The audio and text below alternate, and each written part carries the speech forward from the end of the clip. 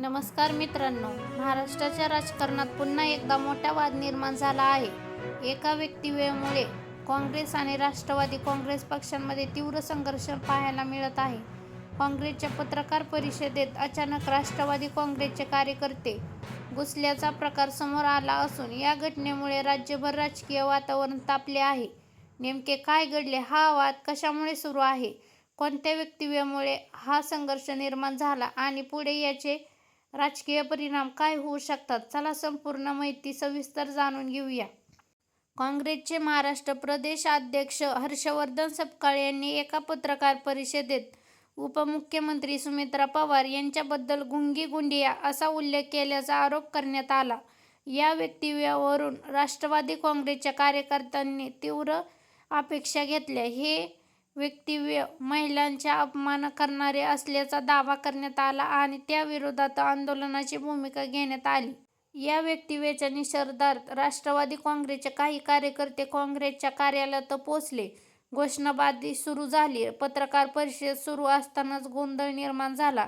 काही वेळ वातावरण तणावपूर्ण झाले. उपस्थित नेते आणि कार्यकर्त्यांमध्ये शब्दात वाद झाल्याचे वृत्त आहे. घटनेनंतर दोन्ही पक्षांच्या नेत्यांनी एकमेकांवर आरोप-प्रत्यारोप सुरू केले. राष्ट्रवादी काँग्रेसकडून या वक्तव्याचा निषेध करण्यात आला आणि माफीची मागणी करण्यात आली. दुसरीकडे काँग्रेसकडूनही आपली बाजू मांडण्यात आली. राजकीय वक्तव्याचा चुकीचा अर्थ लावला जात असल्याचा दावा करण्यात आला. घटनेचे व्हिडिओ सोशल मीडियावर मोठ्या प्रमाणात शेअर होत आहेत. काही जण राष्ट्रवादी काँग्रेस आंदोलनाचे समर्थन करत आहेत तर काही जण काँग्रेसची बाजू मांडत आहेत. वेगवेगळे हॅशटॅग ट्रेंड होत असून हा विषय राज्यभर चर्चेत बनला आहे. महाराष्ट्रात स्थानिक स्वराज्य संस्था आणि आगामी राजकीय घडामोडी लक्षात घेता पक्षांमधील संघर्ष अधिक तीव्र होताना दिसत आहे.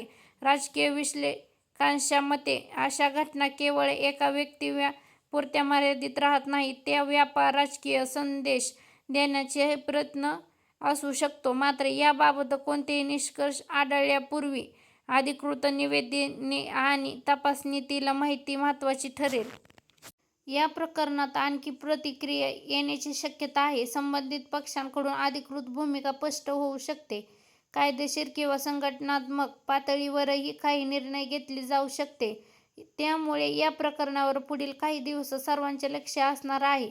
एकाच वक्तव्यामुळे महाराष्ट्रातील दोन प्रमुख राजकीय पक्ष आमनेसामने आले आहेत. राजकीय वाद, पत्रकार परिषदेत झालेला गोंधळ आणि त्यानंतरच्या प्रतिक्रिया यामुळे हा विषय सध्या राजकीय चर्चेचा केंद्रबिंदू ठरला आहे. या प्रकरणात पुढे कोणती नवी माहिती समोर येते, कोणती अधिकृत भूमिका जाहीर होते आणि या वादाचा राजकारणावर काय परिणाम होतो हे पाहणे महत्त्वाचे ठरणार आहे.